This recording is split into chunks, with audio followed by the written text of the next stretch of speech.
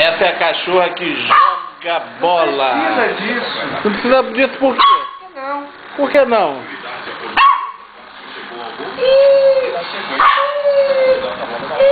Joga pra ela, você.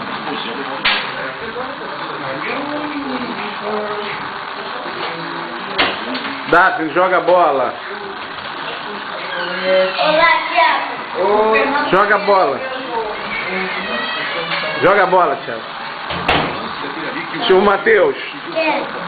Thiago, se quiser chutar, a gente vai ganhar um bom dinheiro com uma. Não. Uma bola. O primo é... Tá de pé.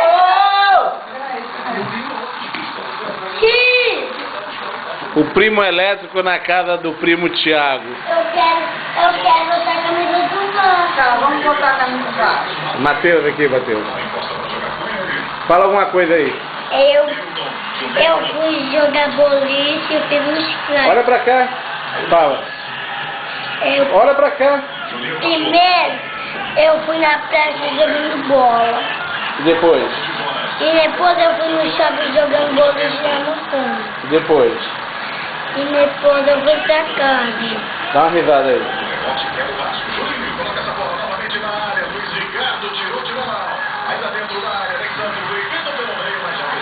Fala mais aí alguma coisa.